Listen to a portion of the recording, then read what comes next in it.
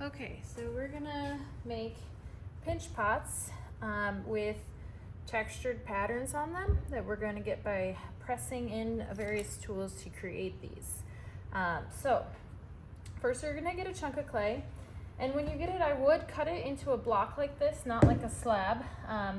So if you are cutting yours on getting a piece of clay, you're gonna take the wire tool, wrap it around the whole thing, probably like 4 inches or so, 4 fingers down. I usually just like hold one side steady and pull the other one straight towards me to get that cut there. And then I just kind of like hold the string steady to go straight down and then straight down again to cut these blocks. The reason why you want to cut it in a block is because it's much easier to form into a ball than a slab of clay. If you have a slab of clay, often what happens is that you're folding air into it when you are trying to get it into a ball. So you start off with your block. I usually just start by hitting the corners down until it starts looking a little bit more rounded, and I'm just like holding it in my hand, turning it around, slapping it with the palm of my hand to push it into itself to make it into a ball. It's not a good idea to try to do this on the table because you end up with a flat side. So just holding it in your hand, going back and forth, and just kind of hitting it until it gets into a ball shape. So then you're gonna open it up, and from a ball it is becoming a pot. So I'm gonna find the center-ish, put a little notch in it, take my thumb, and I'm gonna press straight through, all right? So I have a hole in it. Not all the way through, actually. Leave about like a thumb width from the base. Now you're gonna use this motion with your fingers to pinch it. And you're basically gonna go down at the bottom and pinch it and turn it and make it thinner and thinner and thinner. So now that it has a hole in it, we can call it a pot. I mean, it doesn't really look like it, but we'll call this the rim, this the wall, this the base, and maybe this part the corner. So I'm gonna go in and pinch. So I'm starting with this corner base, and I'm just pinching my fingers together and turning it at the same time. So I'm doing the same motion everywhere. And once I've gone all the way around, I can start going up the sides. Just trying to pinch and turn and pinch and turn and pinch and turn. Now, I have done this quite a few times, so I've got the motion down. But something that you really want to think about is making sure that all of these areas are the same thickness, okay? Because what happens when clay dries, it shrinks, right? And if you have a really fat part of it, it's more dense there, it's not exposed to as much air, it's gonna shrink slower than a part right next to it that could be really thin. So we wanna make sure every part of it is nice and thin. So we have our base, our corner, our walls, and our rim. All right, we want everything to be the same thickness. So what I usually do is I just kind of get my fingers used to feeling it, and I go around and I just feel how the thickness is, and if I get to a fat part, I'll just press it a little bit to thin it out. We don't want to have any of these big bumps in it. Oh, I can feel this part was really a lot thicker, so I'm just pressing that. You can also, we want to have a flat bottom, a flat base for it to sit nicely on. We want to make these into candles, so we don't want them to tip over easily. So I just kind of tap the base on the ground, on the table, and it'll be, you know, we'll be able to fix it too with the erosion method if we need to. Now, number one problem students have is, besides not making them nice and even, is that they want to pinch the rim really thin, and they keep working on the rim. Try not to work on the rim till last, because it's exposed to air on all the sides. It's going to dry out the fastest. It's going to want to crack then, and you're going to be frustrated. If your rim is cracking a ton and it's like beyond the point where it's manageable to work with, then maybe just get new clay.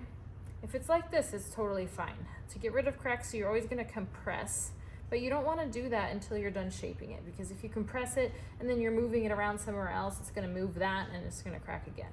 So I'm just going to leave that for now. Another thing I can do is I kind of just roll it on the table while I'm pressing on the inside gently, and this is helping kind of open it up but also smooth out some areas. So you can see it smoothed out a little bit on the edge. So you got to be gentle. You don't want to open it up too wide. We want these to be candles, not plates, right? So, but it's a nice way to start cleaning it up a little bit. All right.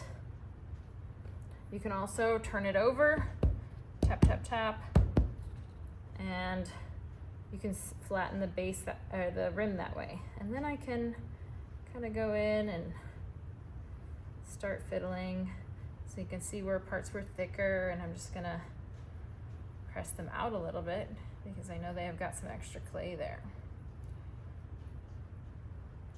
All right, I want you guys to try this, this part of it.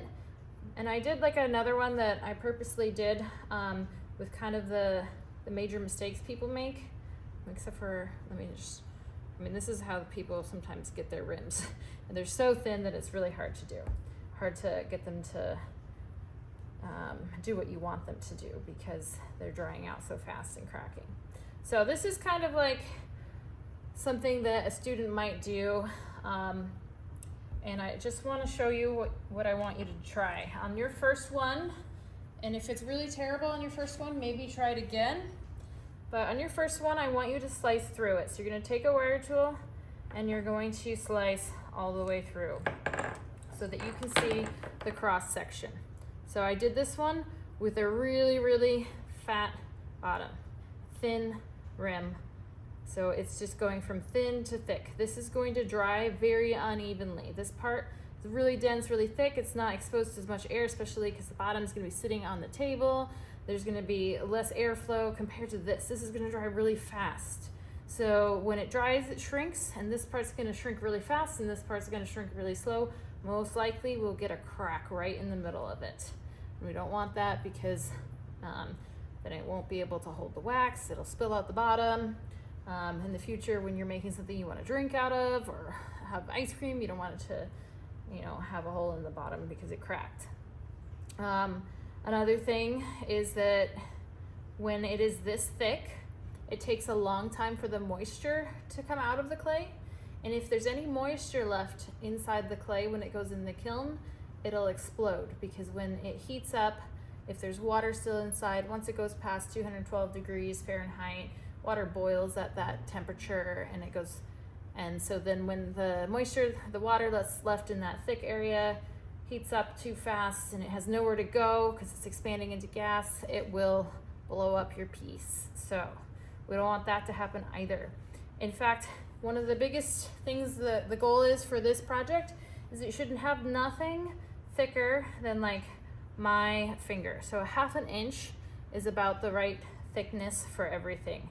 So about this thick from here to here is an appropriate thickness. So 1/2 inch. If you need a ruler, there's some in drawer 17. But we want the whole pot to be 1/2 inch thick. Up here, on the wall, on this corner, on this base. So all this thickness. So if you cut yours and it looks like that, I would try it again. Try to cut it so that it looks like this. Well, a little bit more perfect than that, but basically you want all of this cross section to be the same thickness. The number one mistake students make is making the base too fat or thick and then the corner too thick. You don't really have as many issues with pinching the walls thick. Sometimes we have issues with pinching the rim too thin, but sometimes it's hard to reach down into these corners and base, especially if you've got a lot of clay and you can't reach there with the fingers. That's why we start with the base, so that we eventually bring it up and we can make our pot taller, but after we've done the base. So I have mine, and I can feel that the thickness is pretty even. So I'm not worried about it exploding. I'm gonna try to start cleaning it up.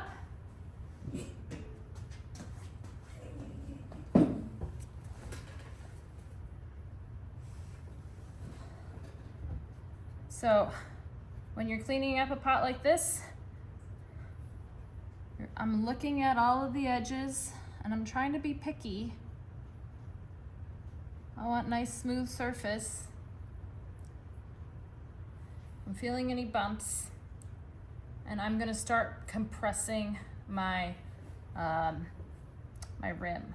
Now, if you see I'm supporting the outside while I'm just kind of gently pressing down on the top. I don't want to be like, if this was my rim, be like moving it around a ton, right? It's gonna stretch the clay in like a kind of a weird way, and we'll learn about it more, but it's just not good for the clay. If you want it to stay nice and stable in the spot that you want it, and you want it to kind of dry evenly and not warp. So I'm always smoothing by compressing. I'm never adding water. If you add water, it'll make it look like you fixed it right away. But adding water actually makes your clay weaker, because it's kind of dissolving the bonds between the particles of clay, and kind of eroding them. That's how we wrote our names on the bottom of our roses on the second day, you know, by eroding a little layer of the clay.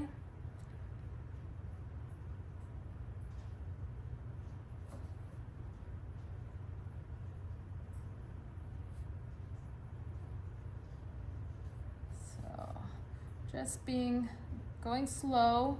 I think this part that I'm doing right now probably will take you a day, maybe 2 days to get to this point where it's starting to look smooth.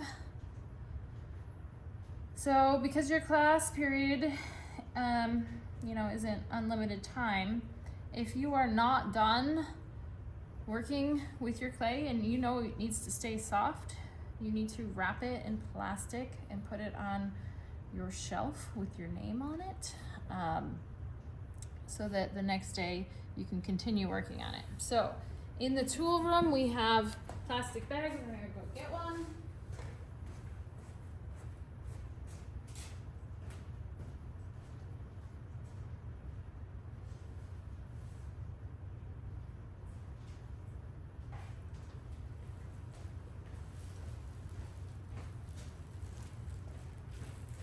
All right, so we have a big roll of plastic bags, just like this, and you're gonna unwrap it, it'll tear off. I'd actually really love it if you wrote your name on with a Sharpie on it, but when you bring it to your shelf, you don't need to put it inside of it. You can just put it on top of some part of it, and then tuck it around so it's really tight. Oops. And then you know that there's no air coming in, and it'll be ready for you to work more with the next day. So you don't need to open the bag.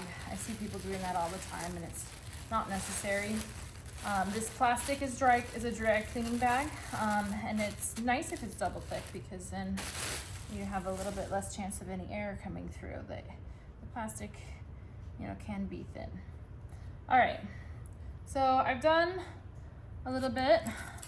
Ideally, I would wait a little bit more for this to be less floppy, but I'm gonna start using my metal rib tool to compress the edges. So I'm holding the inside stable, and I'm kind of just curving this and gently going around to just help clean it up and help smooth out the outside.